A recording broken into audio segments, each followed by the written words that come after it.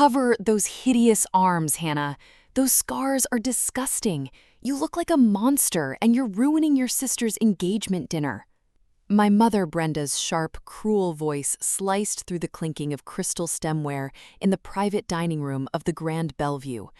24 people, my sister's wealthy in-laws, high society guests, and local business elites, instantly froze.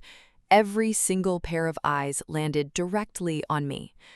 I sat near the end of the long mahogany table, wearing a navy blue sleeveless dress. I was a decorated Army combat helicopter pilot, Chief Warrant Officer Hannah Vance.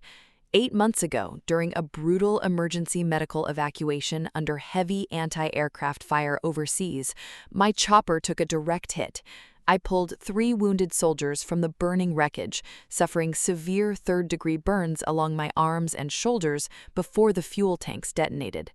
I bore those scars as badges of survival, duty, and sacrifice. Sitting at the center of the table was my younger sister, Evelyn, wearing a tailored designer dress, holding hands with her wealthy fiancé, Julian. "Mom is right, Hannah," Evelyn scoffed loudly, rolling her eyes in fake disgust as she looked across the table. "You knew this was an exclusive black-tie dinner for Julian's family. You could have at least worn long sleeves to hide your hideous battle marks instead of fishing for pity. You've always been obsessed with stealing my spotlight." "Evelyn, I barely made it back from the military hospital last week," I whispered, a wave of agonizing emotional pain and self-doubt crashing into my chest. "Oh, please, don't play the saintly hero card," Brenda snapped, tossing her silk napkin onto her plate. "You dragged us down with your sob stories for months. You didn't even have the decency to let Evelyn use Dad's classic sports car for her wedding procession. You've been bitter and selfish your entire life." The guests around the table began exchanging uncomfortable, judgmental glances. A wealthy woman sitting across from me murmured, "How distasteful, showing off such graphic injuries at a formal dinner." The wave of public humiliation felt like a heavy physical weight suffocating me. Trembling with deep betrayal and grief, I pushed my chair back, grabbed my purse, and walked swiftly out of the private dining room into the quiet hallway. I leaned against the cool marble wall of the restaurant corridor, taking ragged, shallow breaths. I ran my fingers over the raised, textured scar tissue on my right forearm, fighting back tears of raw, emotional exhaustion. Buzz. My phone vibrated sharply in my hand. It was a text message from an unknown number. "Unknown. Check your military medical portal right now, Chief Vance. Someone just accessed your confidential medical discharge records and uploaded them to an unsecured public server." My blood ran cold. My tactical instincts instantly flared. I logged into my encrypted Army portal, and my stomach plummeted into a dark abyss.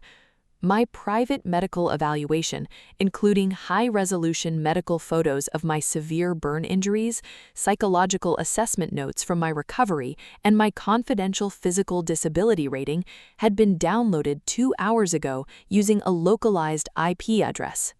Before I could even process who had breached my military files, a second notification flashed across my screen. It was a mass email blast sent to every member of the local Veterans League and Town Council. Subject line: "The truth about Hannah Vance's heroic service."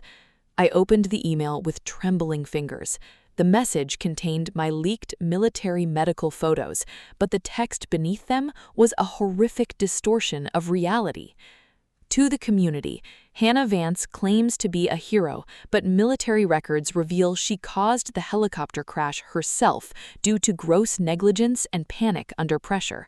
She is using her self-inflicted injuries to manipulate local businesses and claim unearned veteran benefits, while threatening her own family for money.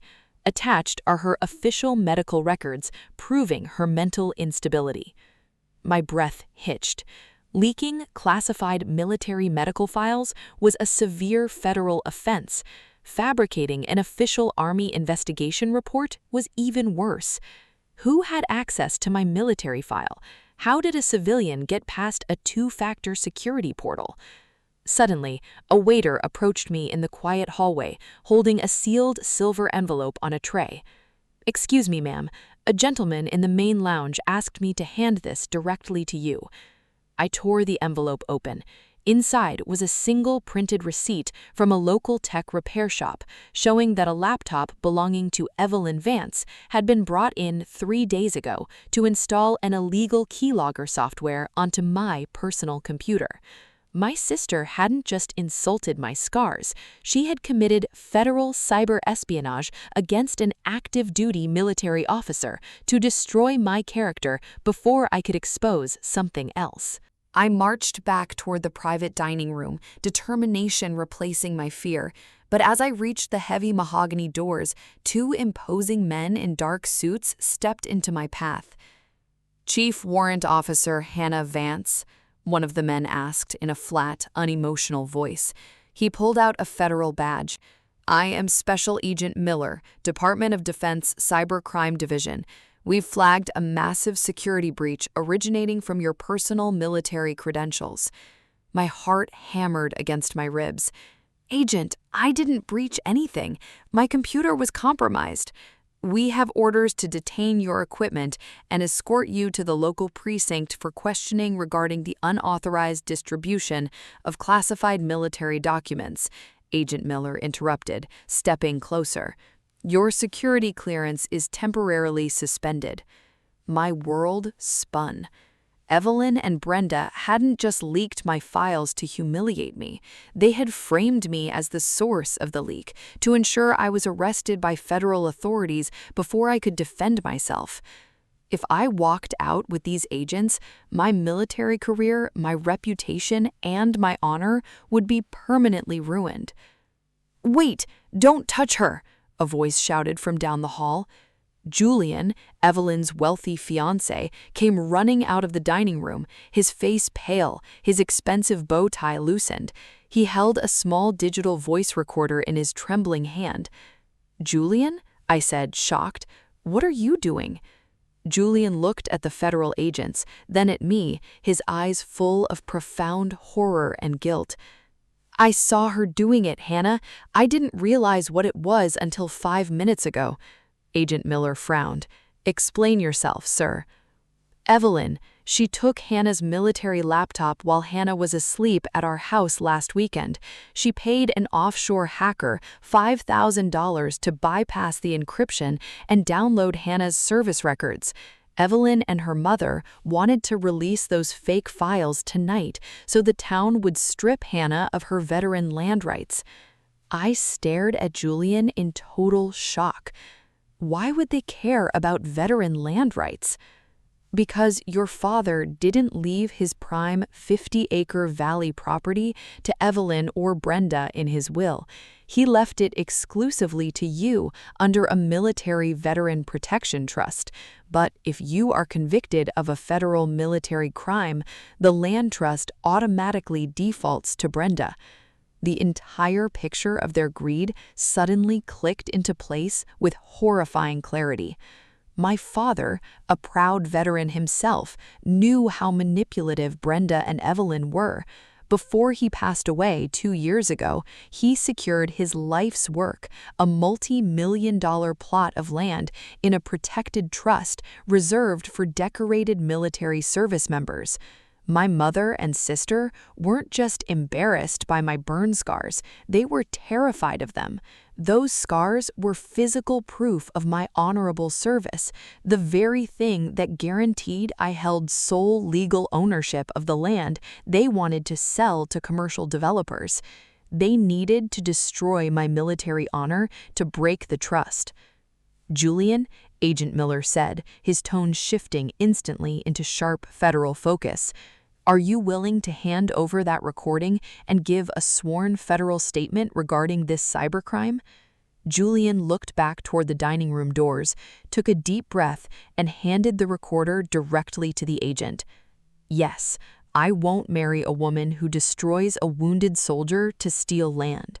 5 minutes later, the double doors of the private dining room burst open. The 24 high society guests were halfway through their main course. Brenda was standing near the head of the table, holding a glass of wine, loudly boasting about Evelyn's upcoming luxury wedding. I walked straight into the room. I wasn't towering anymore. I walked with the erect, rigid posture of a military pilot who had flown through hellfire and survived. Julian walked beside me, accompanied by Agent Miller and 2 local police officers. The chatter in the room ground to an abrupt halt. "Hannah?" Brenda sneered, her face twisting in pure disgust. "I thought I told you to leave, and why are you bringing police officers into our private celebration?" Evelyn stood up, her face turning pale as she saw Julian standing next to the officers. "Julian, babe, what's going on? Why are you over there with her?" "Tell them, Evelyn," Julian said, his voice cold and filled with disgust. "Tell everyone in this room what you did to your sister's medical files." I, I don't know what you're talking about," Evelyn stammered, stepping back, her voice cracking with rising panic. "She's trying to ruin our dinner." Agent Miller stepped forward, pulling a heavy tactical tablet from his briefcase and tapping the screen. He connected it wirelessly to the restaurant's high-definition display screens mounted on the dining room walls. "Attention, everyone in this room," Agent Miller's voice echoed with terrifying federal authority. "I am Special Agent Miller, Department of Defense. 10 minutes ago, a cybercrime occurred involving the unauthorized breach of classified Army medical records." The display screens flickered to life, showing the digital forensic trace of the keylogger installed on my computer, complete with Evelyn's IP address, her credit card payment to the offshore hacker, and the audio recording Julian had provided. Evelyn's voice boomed through the dining room speakers. "Once we leak these fake report pages, the military court will strip Hannah's clearance, the Valley Land Trust will break, and we'll pocket the $4 million from the developers." A collective, horrified gasp erupted from the 24 guests. Julian's parents stood up from their seats, looking at Evelyn and Brenda with absolute revulsion. "You monstrous frauds!" Julian's father roared, slamming his napkin onto the table. "You tried to destroy a wounded combat pilot for real estate money?"